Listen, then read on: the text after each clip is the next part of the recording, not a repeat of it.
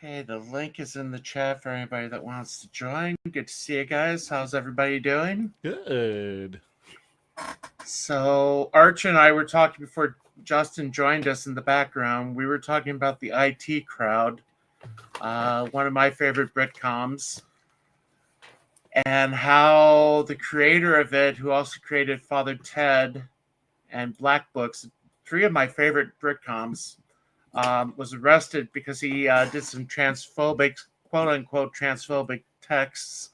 Let me see if I could bring that here. Let me bring up The the church lady might not approve, Father. If you read No. Here, let me we'll play the Sky News clip just real quick to start out with. So here we go. The Irish comedy writer Graham Linehan, famous for Father Ted and The Fast Show, stepped off a flight from the US on Monday to find 5 armed officers waiting for him at Heathrow Airport. This is what happened next. You're under arrest. I don't believe it. I'm under arrest. He recorded that exchange, in which they tell him it's over 3 posts on X about transgender people, and that he's arrested on suspicion of inciting violence. In one of the posts from April, he writes, "If a trans-identified male is in a female-only space, he's committing a violent abusive act. Make a scene, call the cops, and if all else fails, punch him in the balls." Well, that's his own Linehan fault. wrote online that he was taken to hospital, where this picture was taken, and that he told police his tweet was a serious point, made with a joke, and not a call to violence. Anyway. Yeah, so that's the thing that's interesting right now is with the UK. You got to be very careful what you tweet, what you reshare. I got kicked and all off. that stuff. I got kicked off of Facebook for I think it was a month for insinuating that I might slap California Oh, representative whose first name begins with an N in the no. face. Well, as Michelle pointed almost- out, I almost Graham- got put in Facebook jail for sharing a Blackadder quote about stabbing somebody with a fork. I know, it's just like, oh, we can't even make violent humor jokes anymore. I hate my country. As Michelle pointed out, Graham Linehan, I hadn't actually spoken. He's an Irish national. Yeah. Right? He was in his home in America when he made this post, and yet somehow my government thinks it has the right to arrest him for something he did abroad. So he's not He's not even a member of the UK. He's Irish American. He's not even British. I wasn't sure about that, but So if you say something mean on Twitter and you fly to England, they'll arrest you. They Wow. could. Well, wow. Funny how we fought with them against the Nazis for so many years just for them to trust me, yeah. This become is- Nazis. So I know Colin's seen it. Justin, have you seen Father Ted at all? Probably not. This is one of my favorite clips. I actually showed one of our sisters this part of the clip here, because their habit is the very same color as the sisters in this. We know very well. Nuns! Reverse!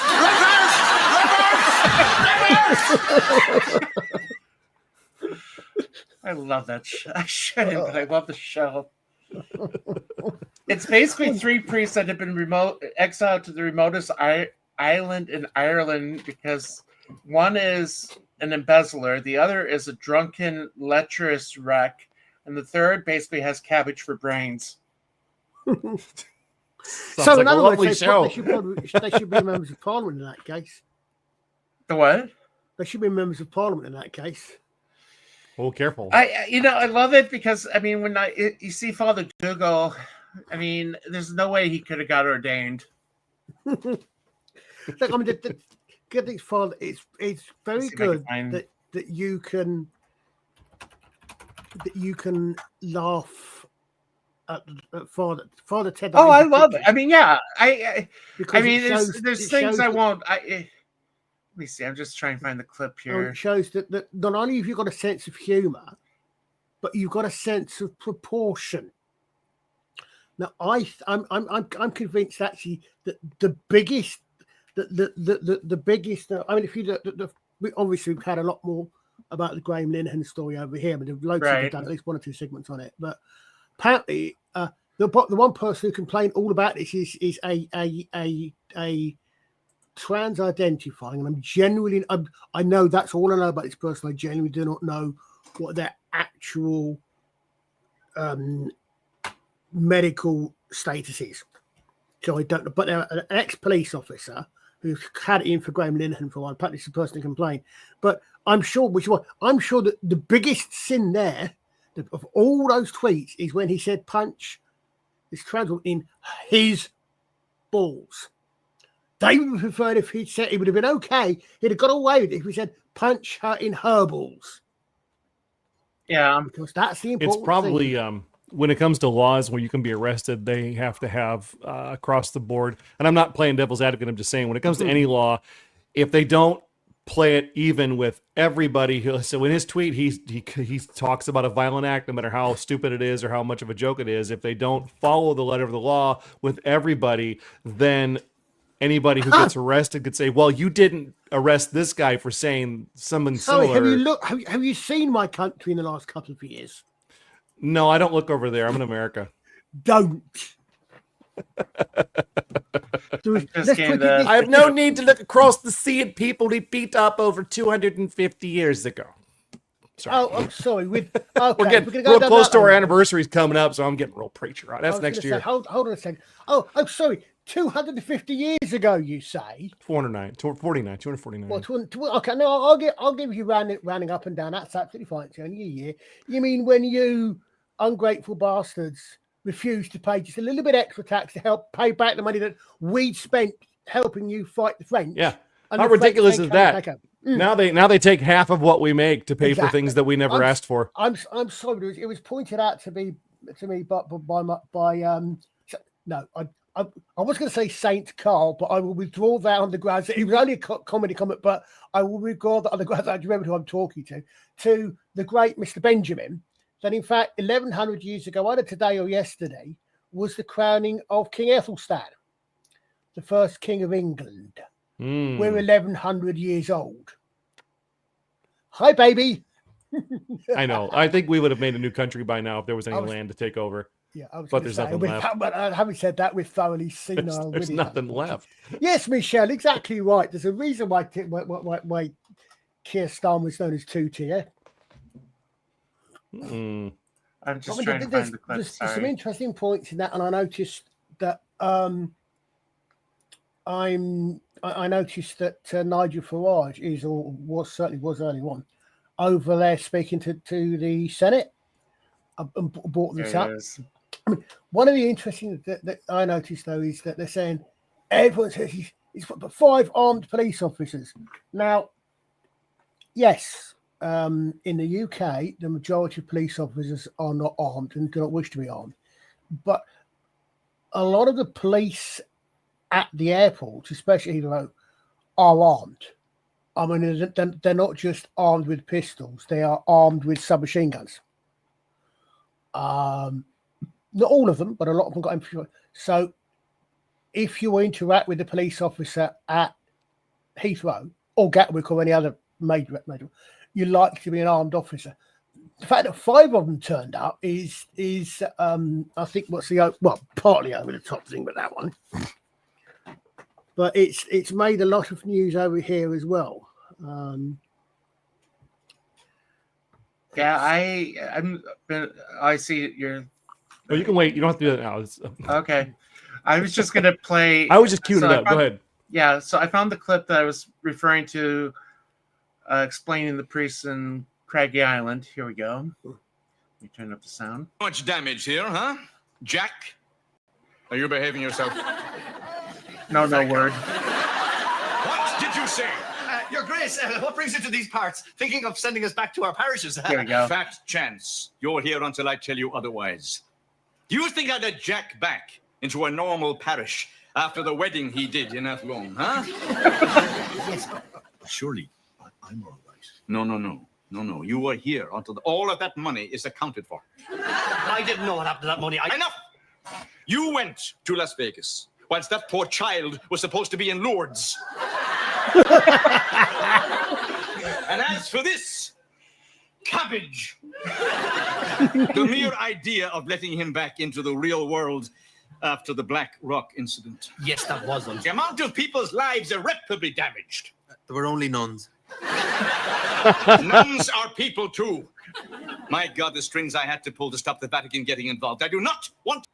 Anyway, kind of want to watch that now. The good to see you, Snart. there's the thing is with that there's I can actually see another aspect to that in the past there have been situations or mentions of situations in the past where the church has moved people around for a variety of reasons. Oh yeah. Now, I obviously, mean, in this case, yeah, yeah. obviously, A, it's a carpenter get that, and B, they've done it for reasons. But that's not something I think that's something that a lot of people outside of the Catholic Church might recognise as, oh, I've heard of something like that happening. I suspect it may happen to others as well. Yeah, and I mean the thing is, really, until the whole thing exploded in Boston about 25 years ago, that was the norm. But we lost a lot of credibility because of that. We lost the ability to be able to speak out because of I mean, you look at it as maybe 2 to 5%, not even 5%, 2% maybe of the priests throughout the history of the church have done something like that. It leaves a black mark on all of us. So one of the things we have to do now is if there's an accusation, trust me, if there's an accusation, it's like on the news, it's press releases by the diocese just basically saying so-and-so has been accused, assumed innocent until proven otherwise. We had that here a few years ago. I had a classmate of mine that is under investigation right now. Probably a and misunderstanding. I don't know.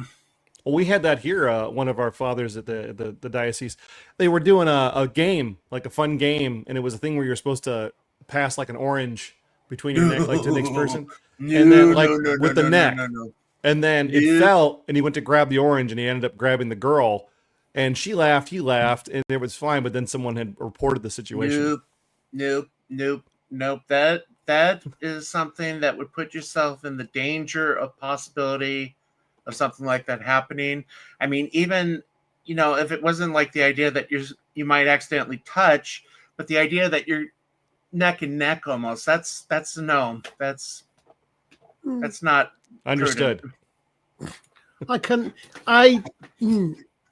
I can see why that would, but I think it's a very sad comment on our world. It is. I That- mean, the thing is, something like that is innocent, but we live in the culture right now where we, as priests, have to be on our guard, because if there's one accusation, regardless whether it's true or false, we carry that thing the rest of our lives. Well, the the thing perversion is- of society has put us in a position now where anything can be looked at and go, oh, that's not, like, it's really hard for a lot of people in society now, younger people especially, come up and not look at something in a sexual manner simply because they've been taught that, hey, and it's no, it can be innocent. It's just really hard to teach that now because everything else teaches them that it's not. Well, I mean, you look at you've only got to look at the figures you see come out regarding personal relationships, intimate relationships, up to and including marriages and the rest of it, in the current generations. Although I understand that the latest crop of young adults is going somewhat back towards the normal. But what I brought up to this, I mean, we've had, I don't know if you've had much of this in the States, but we had things in the UK a few years ago now when Me Too started coming out, where you've got things when a male will not take a meeting with a female unless there's other people present. If he has to, he will have his door open, so he won't have a private meeting, or make sure that Female secretary or a female business partner will be with him at the same time in the office. Yeah, Yeah, and, go ahead. I'm saying anything, although we'll make sure that, you always, I mean, I was aware of this, 10 years ago when I I mean, in fact, I still am. When I'm doing shows, I'm always aware. I tend to be aware of the fact that I'm looking at. I enjoy working in a school. I like working with kids, and my brain is at this very second editing what I say, how I put what I say. So I was when I talk about this, what's the job interview, or even when I'm at a show or something, having great fun, the kids having fun. I'm always aware of making sure that there's a parent, no matter, to cover it, to cover me. I see, it's an understandable situation. In some ways, it's good that certain sections of society are vigilant when it comes to safety of children, young children, but it's an unfortunate situation where people tend to be taught to be hyper vigilant about it because it cuts out so much. Well, I probably have mentioned it before, but in our church, and one of the things that's been mandated in our diocese is there is to be a divider in the confessional. In other words, a wall separating the priest from the penitent or the sinner. And there's usually the screen in the middle where, you can still hear everything. Yeah, admittedly, most of my knowledge of the confessional is from what I've seen on films and TV. You gotta be careful. The latest, but I'd always had the impression that was the case. I'd always had the impression that there's a box, partition, for want of a better word. There's a partition. Really, so the older movies would show it that way. It was after Vatican II in the 1960s that it kind of became a little bit more common to be able to go face to face or not to have the divider. But again, with everything we've been through in the last 25 years, we're kind of going back to that. Myself personally, I like it because I just don't like looking at the person as they're talking. Well, I'm thinking it's just occurred to me that actually I can see I can see a reason, a semi sort of psychological reason for that being the case, for you preferring it that way, because if you're sitting next to the person, again, obviously, I'm saying this from an outside my understanding of the situations, my understanding of it for Christian churches in general, not just Catholic Church. When someone comes, obviously, Father, you'll be much better able to speak to my understanding of this.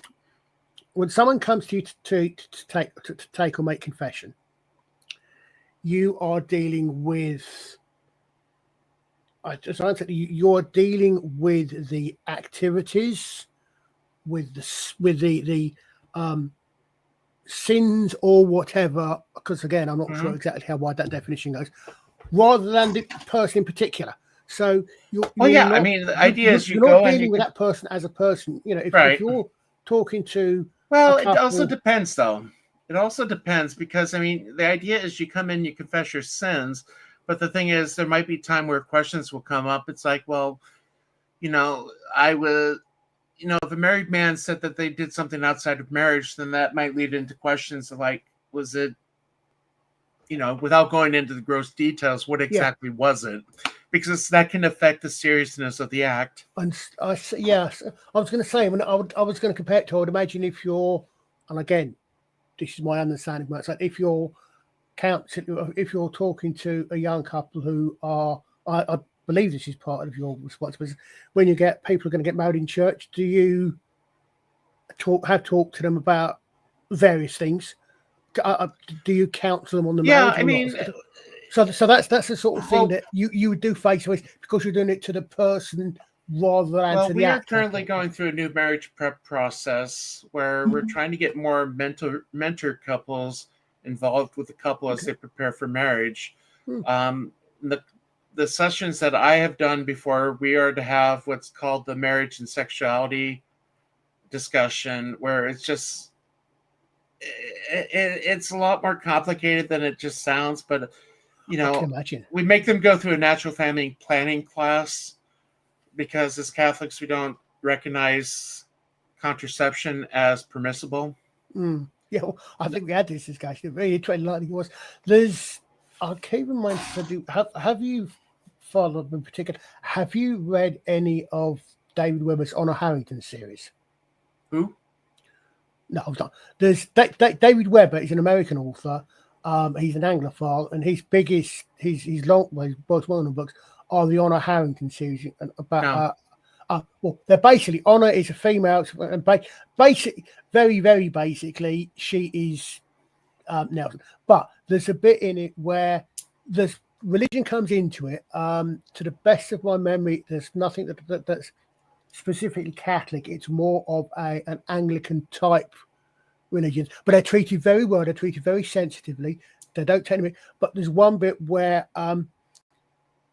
she is having a conversation with an extremely severe fundamentalist cleric of a very repressive religion that wouldn't be out of place in The Handmaid's Tale. It is a version of So in other words, but there's one where she's discussing this thing about the fact that she had been she had been sleeping with a man with whom she was not married, and on this planet, that there were very well written reasons. But a discussion, some interesting points, but how can there be something along the lines?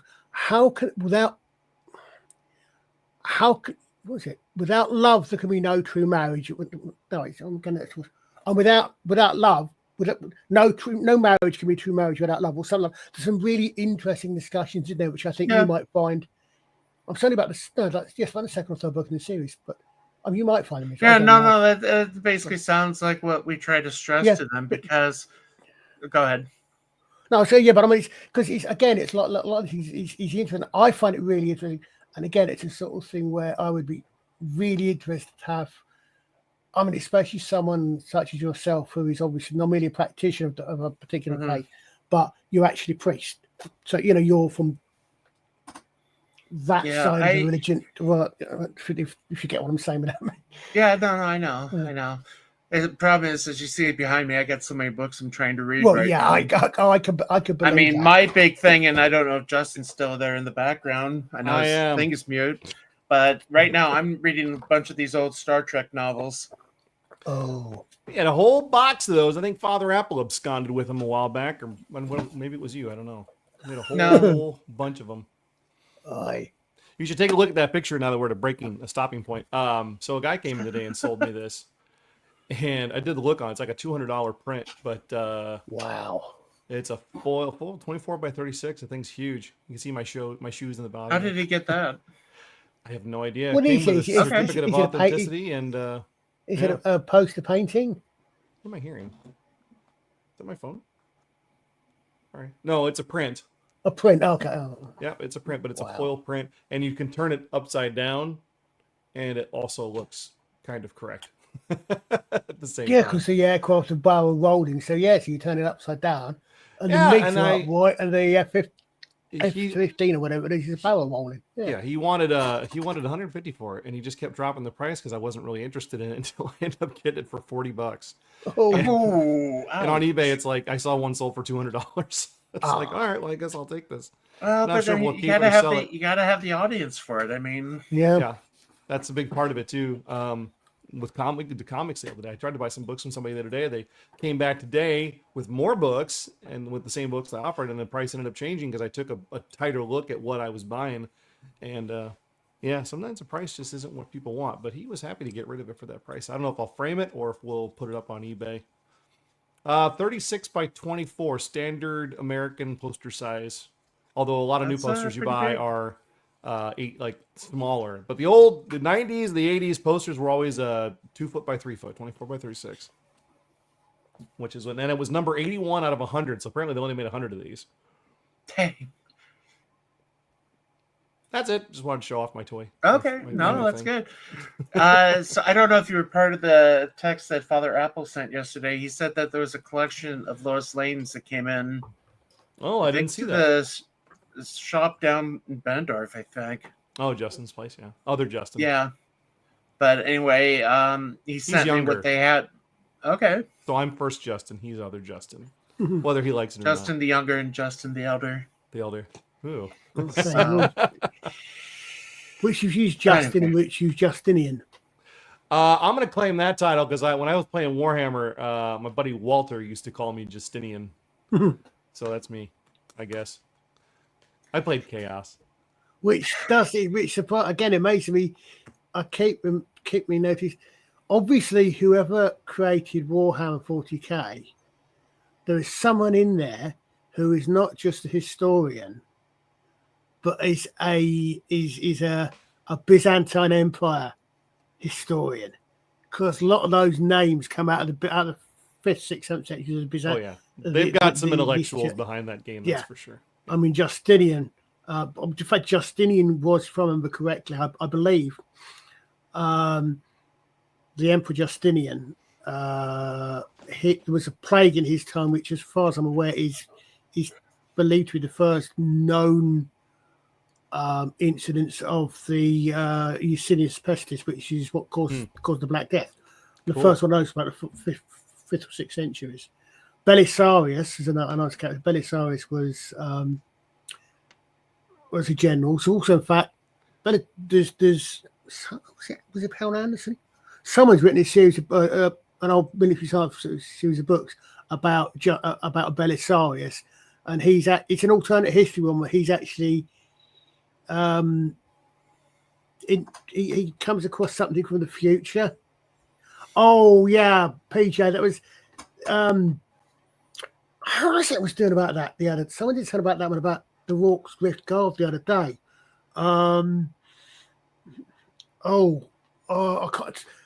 I can't remember what it was on YouTube, but what I hadn't realised was it's actually called the Praetorian Guard, and I hadn't made the connection before at all. But of course, it's not Praetorian Guard as in the Praetorian Guard of the Roman Emperor. It's a Praetorian Guard as in they're from Pretoria, South Africa. So of course, they're from Praetorian, the South Africans. Pardon my really bad accent. But good grief, it's changed. Horrible. But the emperor has no hair. Yeah, but that's why they're Rorks, because they're actually South Africans. But yeah, I was saying that you'd never get that before. Yeah, if you're interested, have a Fascinating. look it up on YouTube. There's something about the Praetorian Guard. I can't remember who it was. But, So there was another show I just was thinking of today earlier. I wanted to play a preview of it. I don't know if Colin has heard of Cycleville. I don't think I have. It's only a 30-second clip. Books. Here we go. Reach inside and say our magic word. Y'all remember the magic word? Geriatric. Bum. No, not wipe my bum. Biggie, biggie, smelly belly, do some magic for Mr. Jelly. Whoa, look at those beautiful flowers. Right then. Now then, I'm going to do some escapology for you now. Do you know what that means? Wipe my bum. Will someone wipe his bum, please, if you're not too busy talking? Wipe my bum. I'll wipe it with this in a minute.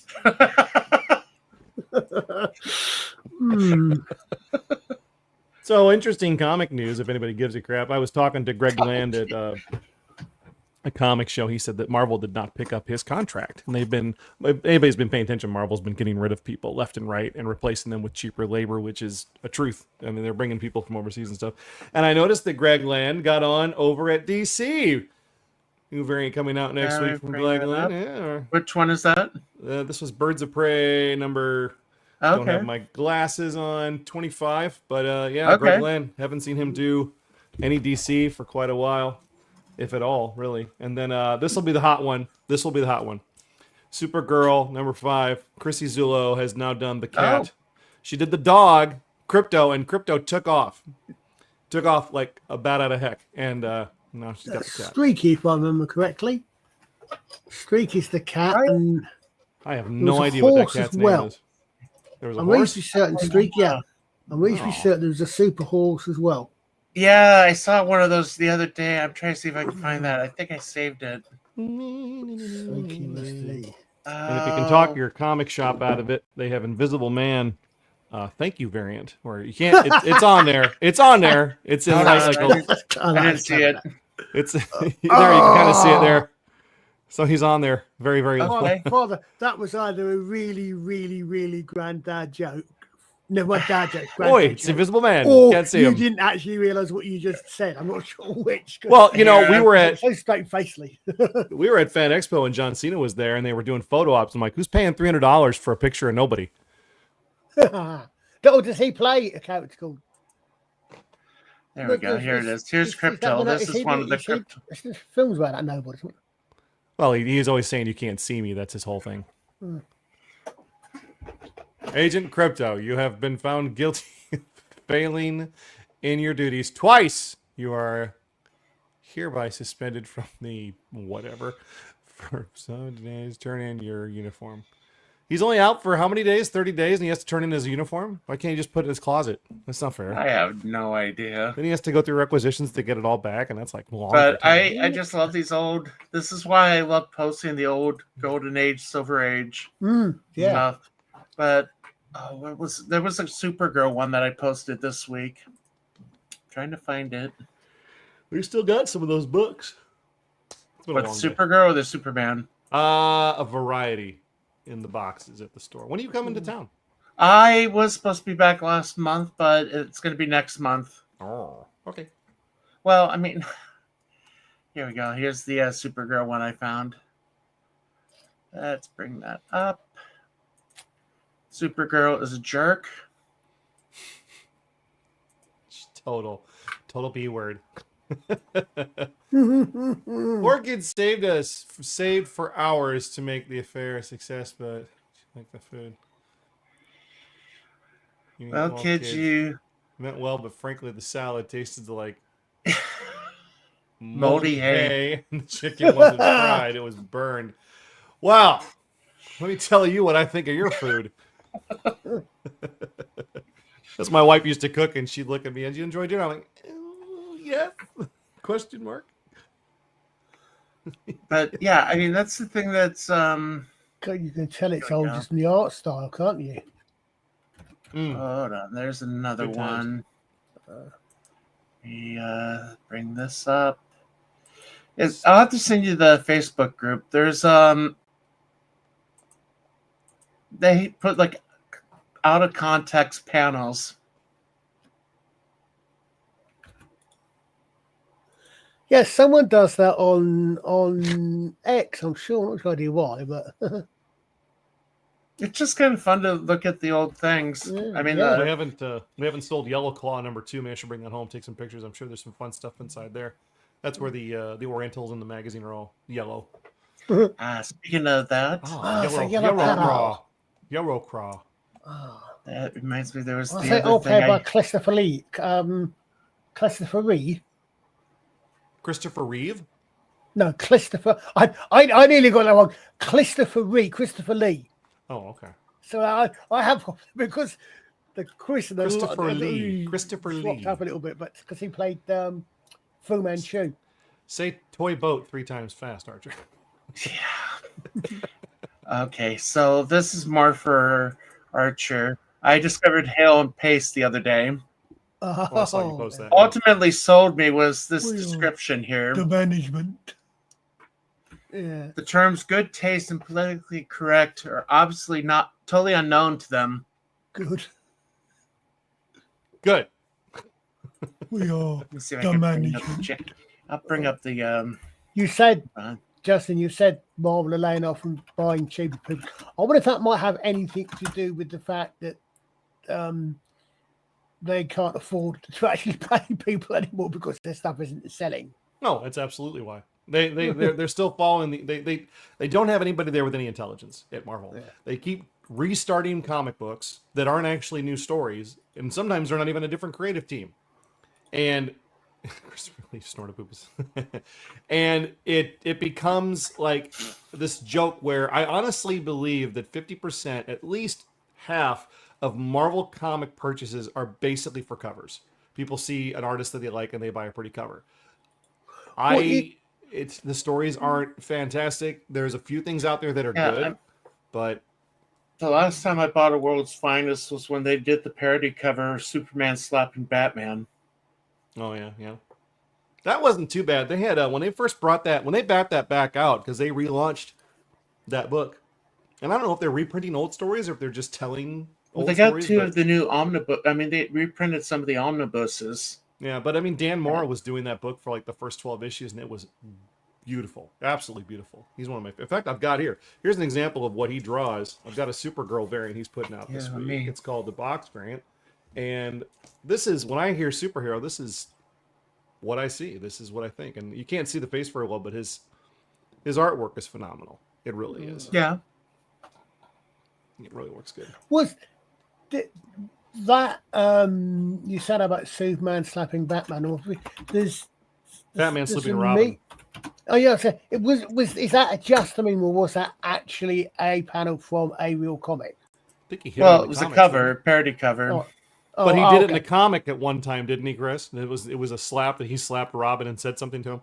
And then they I took that. can't remember the exact Yeah, so situation. I because found the. I will find it. Ha ha ha. Hold on, I got because the. the style. It looks like it's an original, but I'm happy to say I have this one. The original slap. Don't tell me I'm No. wrong, you brat. What? I found it. Let me grab it here.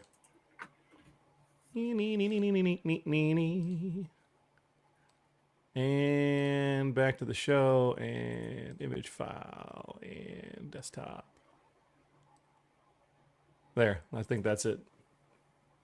Ah, oh, yeah. Ow, Batman, your grief has obsessed you with the idea of vengeance. I beg you, give it up. That's it. Don't tell me I'm wrong, you brat. Proving Superman's guilt is my whole mission in life. So obviously Batman's a little deranged. You know, it's funny, in 2035, Yeah. Batman will become public domain. Now, granted, Yeah. it'll be the original version of Batman because DC will claim that anything designed after the original version will be a new version that also is copyrighted until that version becomes so many years old. But I like the original look of Batman, and I hope somebody takes that and just runs with it. I want to see a show, Adam West style Batman show from somebody other than Warner Brothers. okay, I found the. Did the original Batman use a gun or not? Say that again. Did the original Batman use a gun? Oh, that's a good question. I've got this thought inside my head somehow that the original Batman actually had a gun. I think he had a gun in the very, very, very early days. Yeah, but then was because he was much more just it was more case of literally just a case of a costume version of the 1940s pulp. there is Or not necessarily pulp, but yeah. PI type. Yeah, when he was doing the detective stuff. This picture is really funny, by the way, Chris, because there was during the Rebirth series of Batman, which was pretty good. Tom King was okay, but he went a little off the rails. There was a situation where Poison Ivy had taken over the minds of everybody except for a few people, and she had Batman hanging like from a tower, and I think Selina was hanging next to him, and Poison Ivy was cursing him out, and he said something. She had Superman under mind control, and she said something really insulting to Batman. Or really insulting. He said something really insulting to Poison Ivy, and then she got so mad that she instinctively had Superman hit him, and even she went, "Oh," because she realized what she had done. It was a very well written scene because she realized, "Oh, I can't have Superman slapping Batman," or because he knocked him the f like he knocked. Yeah. Ow! There go my headphones. He knocked him way out. Can't Well, express without as I probably expletive told bleepers. you, I just finished reading when I was on vacation in July the Gods Among Us storyline, the first and second editions of it. I really enjoyed it. I have not read that one, but Father Paul got me over the barrels the other day by accident. I didn't even know I did this. He come in the shop and picked something out of the box and looked at me surprised. And he goes, "How do you have this?" And I go, "What do I have?" And apparently, I didn't know this. He educated me. I had a hardcover, still sealed in original plastic, Batman Devil's Advocate, which was written by Chuck Dixon. And he informed me, I didn't know this, because Chuck Dixon became outspoken Republican or conservative type writer, that DC shunned him and wouldn't reprint any of his books. So I think I had it up there for $35. And he said it was very good. But I mean, I based it off of what they sell for on eBay, so it wasn't incredibly expensive. But I learned something new thanks to Father. Question is, did he tell you this before or after you? He pulled it out of the box. He goes, "Where did you get this?" I think that's a perfect impression. Where did you get this? I said, well, it came in a collection. He's like, So do you know what this is? And I'm like, it's a book. So he It's told you real, that. So real he told you comic that and knowledge. Still gave you the opportunity to price it appropriately. Yeah. Okay. It's But a it's a Here's book. book. the one that I really loved is Superman Red Sun. I don't know if you read that. I see. I'm. That's my big Achilles heel. I didn't read any DC growing up. Okay. I've No, read no, a no, lot no, of- no. This is like from maybe 10, 15 years ago. I started reading DC at Rebirth when I started working at the Okay. store, and I But could get it. it's- for This free. is basically what happens if Superman landed in the Soviet Union instead of Kansas. Oh, I remember hearing about that story. I remember seeing Yeah. ads and stuff for it. So it's not uncommon. It's not The unknown, but I comic- never read it. The comic is good. The movie, animated movie, I hear that their animated stuff is pretty good though overall. When they Well, don't go I mean, crazy. They turn Wonder Woman into lesbian. Oh, And honestly, I'm- I like the end. I like the end of the comic better than the movie. Oh, in that story, she became a lesbian. Is that what they? Okay. In the animated movie, she's a lesbian. I'm. I've never seen her play that, but I can see. I can, if I want to say about it, see well, she comes from a land of all females. Yeah. Well, No. is the movie accurate where they were created to be there for men, to inspire men, like that whole story they tell at the beginning of the movie with Gal Gadot? I'll be honest, it's been years since I've seen the movie. Didn't Zeus created them to be companions and to inspire men to greatness, and then they ended up. I don't remember. I know.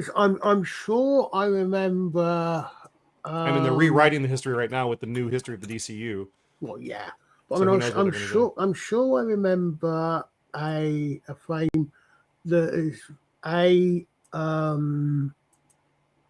where Hippolyta is making basically Diana's origin story, where she's not born as she's not born by Hippolyta and a man. I thought they were all created.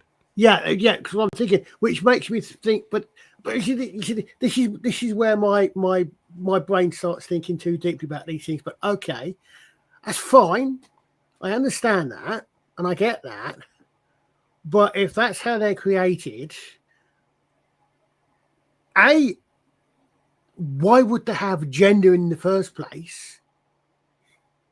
And because Well, I get the idea that if she was created on the island and she's never seen a man her entire life, then obviously she would gravitate towards anybody on the island that would be someone that she liked. That makes sense. yeah, my point is, as I said, it's definitely a case of, well, I don't know if it's overthinking or not. We're talking about science fiction here. And let's be honest, what are we if not settings?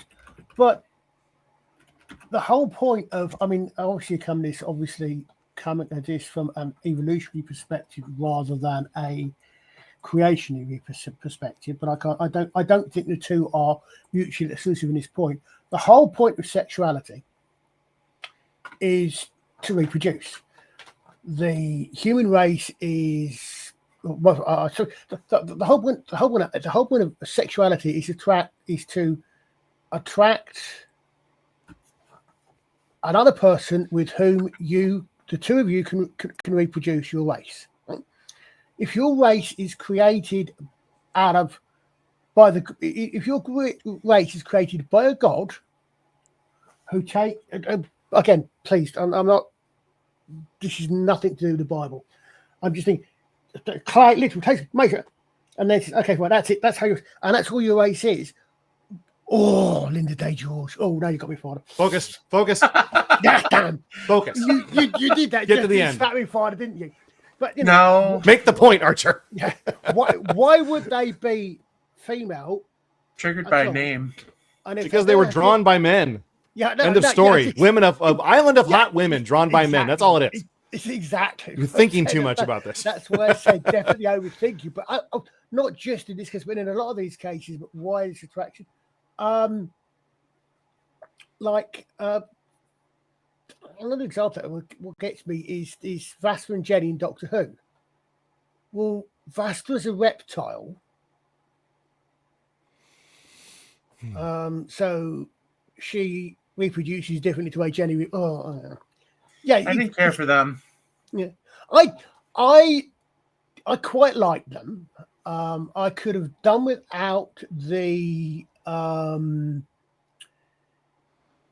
overly press, especially in the TV show, overly emphasised lesbianism aspect of it. Not least of which because I fancied the actress who played Jenny. But beside the point, I both like and don't like what they did with Strax. Strax, the character, was a good. I like character, Strax, but then they turned him into the comedy butler, and that's not what Sontarans are. But I still like the way they did it. But in the audios, they didn't mention every episode that Strax and Vasta are not only both curiously lesbians, but in a cross species marriage. Well, in there's which two one ways. England- There's two ways to be attracted to someone. Either you see them and visually you're attracted to them, and then you want to be close, get to know them. And then there's the spending time with someone and finding out they think exactly like you do. They have incredible opinions. Yeah. You like their personality, and then you're attracted that way. Yeah. See, Oh, this but is the part of the problem I had with Capaldi's last season, is because it's when if I remember, they tried to do a whole episode with just those three, kind of in the hopes maybe it would become a spin-off. They did. I actually think that there is. I've had this discussion with Rabbi Tzvi a couple of times. I know he's not a fan of it. I actually quite like the audios because at least in the audios they don't go, "Oh, we're gay and we're married" every 5 minutes. I mean, a couple of times they played it. They played it quite well in the show. And Well, that's the big problem we've had in the last 5 to 10 years. Is it's not that a couple is gay or a character is this way or that way. It's the fact that they constantly take every 5 seconds to throw it in your face to make sure that you know, so that you don't forget, so that you understand that this is how it is. Let me bring up the other one. It's not. It's. We don't need to know about your preference in men or women. We need to know what the story does it serve the story, or is it just virtue signaling? And that's the biggest problem with everything that's been given us. Nothing but sequel after sequel, nothing but crap story after crap story of people just telling you about how virtuous they are, their things, and then it's like, how does this serve the story? Here's a good example of it. That's the other one I was thinking. Well, she looks lovely. I might. It's like, Bill, have I told you I'm a lesbian? Pots. Yeah, I'm gonna have to go back over that one time and actually see if she really does say it every episode. But the thing is, both with the Paternoster Gang one and with Bill, they showed they were capable of doing it sensibly because of the settings. I actually quite like the Empress of Mars episode because it explains what happens to the Ice Warriors, but B, when you've got Bill being when she's the main companions to that are Victorian redcoat soldiers. So again, it works reasonably well within that particular setting that makes it people would be shocked.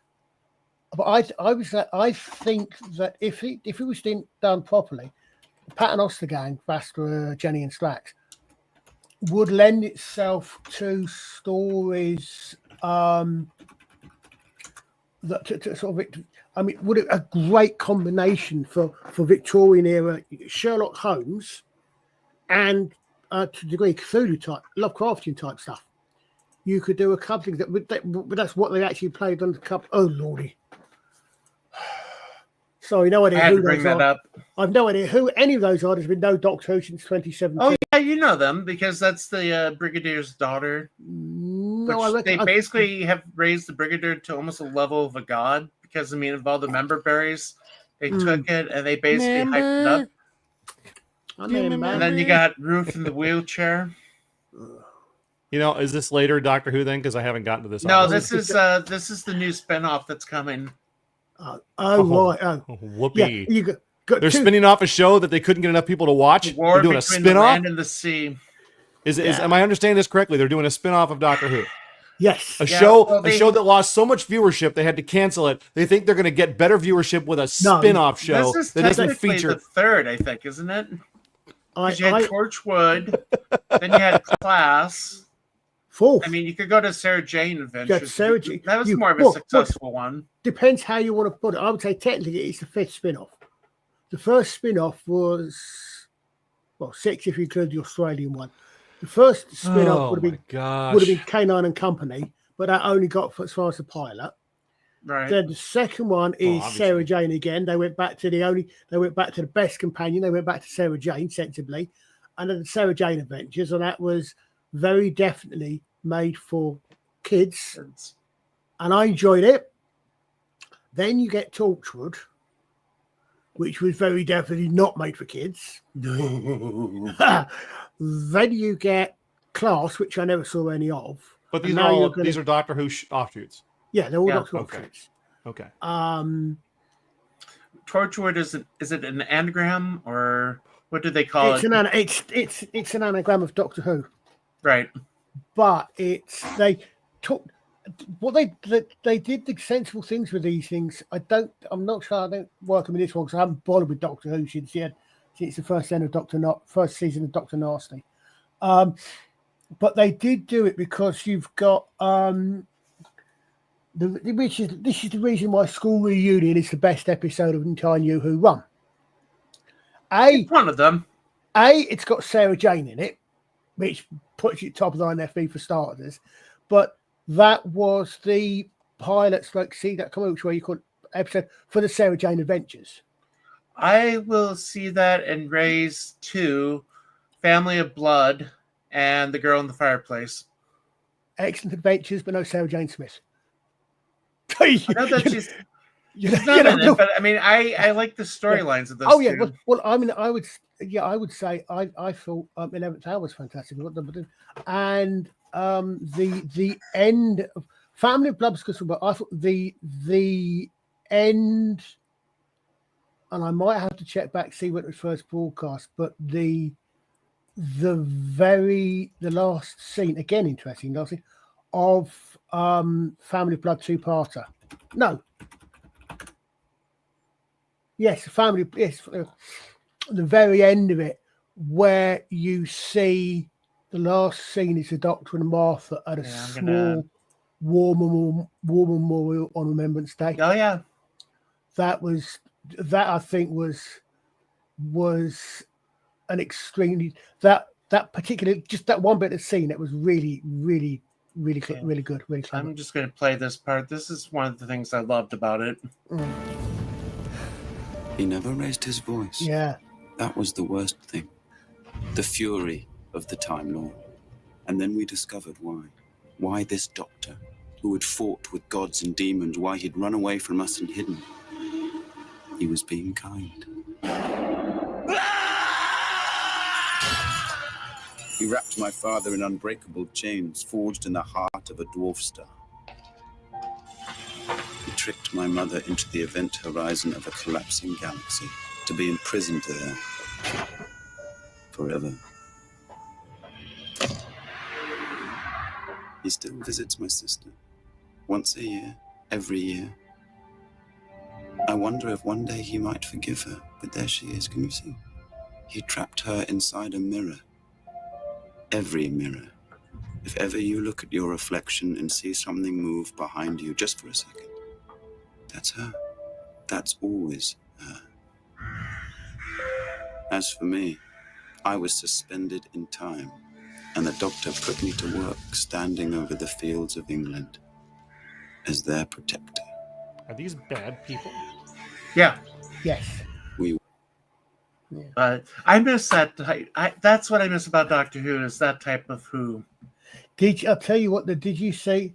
Hey, Kel, did you see during you know when there was all that little bits and pieces during lockdown, and somebody, I genuinely there was an official short story Yeah. or something where Dr. Nasty, as I refer to her, goes back and frees the daughter. Oh no, I didn't see that. Right. Well, they didn't free the daughter, and it goes on. And a mutual friend of ours in the Holy Land wrote a very short story fixing it. The rabbi was so pissed with it, so he actually wrote a short story, and I think it's on his channel. He actually read it as well, where basically other doctors go back and fix Dr. Nasty's her cock up with it. I'm only going to play 30 seconds of this because it'll make me sick. Oh, hi. Lovely. This is an emergency transmission. If you're seeing this, the TARDIS must have detected an upsurge in psychological signals from somewhere in space and time. Oh, Basically, I think somebody somewhere might be a little bit worried. I'm actually just self-isolating, or as I like to call it, hiding from an army of Sontarans. But keep that to yourself. Now, here's what I do in any worrying situation. The One, worst thing possible. remember, you will get through this. And things... Yeah, I get that. That was her COVID video. As the Yeah, doctor. I mean, it's the thing is that that sort of thing. Yep, I scrunch think face. was done with good intentions. The people have said before that actually that Jodie Whittaker and Mandip Gill, whatever you think of their run, are much better ambassadors for Doctor Who than Shooty Did You Know I'm Gay? Because they're enthusiastic about it. They still are enthusiastic about it. Well, it was only ever a job for him. Here we go. This is my palate cleanser.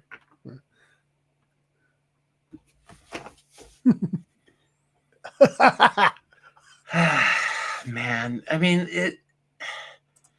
We Okay. got to start wrapping up, but I mean, for crying out loud, I miss the good days of Who. Yeah. Okay. I mean, Bring I that back love. up. What you want to do is you want to put that one back up again, but you want to play the William Tell overture in the background. I don't know, maybe a little fire over her, maybe cranking her.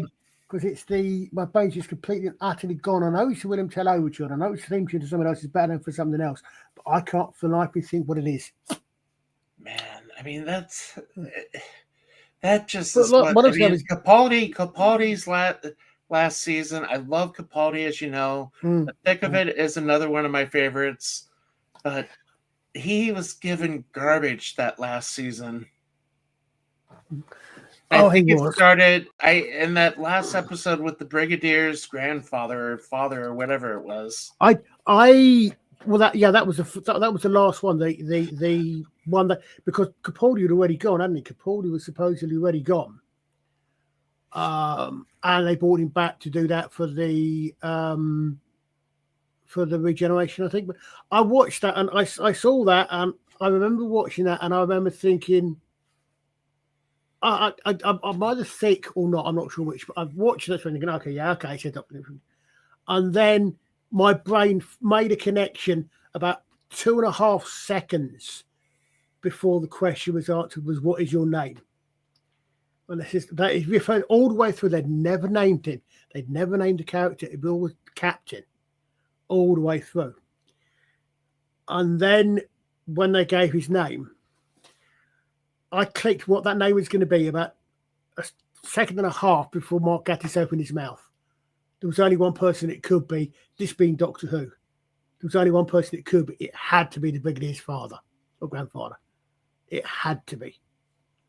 But that, you see the end of that, I thought naff story, but again, the last bit, the end bit, the bit before the regeneration, the bit where you hear something where they're about to start the shooting up, they're about to start the shooting up again, and you know for a fact that the captain, but he's not going to shoot the German soldier. He's going to be killed. He's going to do the honourable thing, and you know you stop that, and then time starts up again, and you hear something in the background, and Peter Capaldi goes, "Oh, I might have brought it forward a little bit," and in the background you start hearing someone singing Silent Night. And if you know your World War I history, you go, that I think is another bit where it is one of the most amazingly powerful scenes in Doctor Who. Most of it has been crap since then. But that, as a particular sort of scene, is really powerful, I think, when they go to the Christmas truce. And this is just for Justin, because I am sure you don't know who the Brigadier is. But we'll finish with this clip. You don't know. Now, wait a moment. Look, Brigadier, look. I think it's starting. I love this clip. Well, here we go again. Except that's the first time he's ever seen New Generation. Well, but again, you got to He knows- remember. He he looks knows like about it. he looks like David Tennant's uncle, the Brigadier. That's Nick Courtney. Nicholas Got a little bit in Courtney. the face and the eyes. Yeah. Yeah. But he's Yeah. he Anyway, is the reason why in my headcanon one of his descendants, and therefore one of Kate's, well, probably not, unless Kate's got one of his descendants is Sarah Kingdom, Jean Marsh's character, because Sarah Kingdom's brother was Brett Vian, and Brett Vian was played by Nicholas Courtney. So way Okay. back then.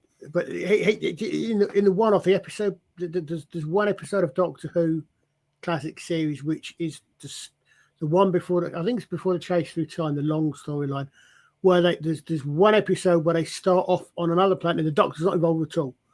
And it's that and Maverick Chen and the rest of it. And there's two agents, and one of them is Brett Ryan, who's played by Nick Courtney, before Nick Courtney came back to play Colonel Lethbridge Stewart in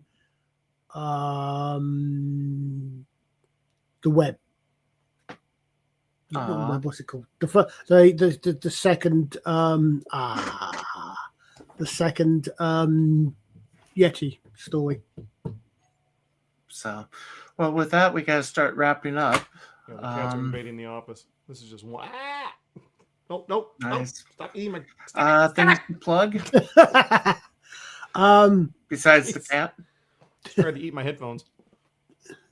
No, but I have we to put did- these in a box and lock it because if she gets in here and starts snuffing through them, she'll find them and just chew them up into bits.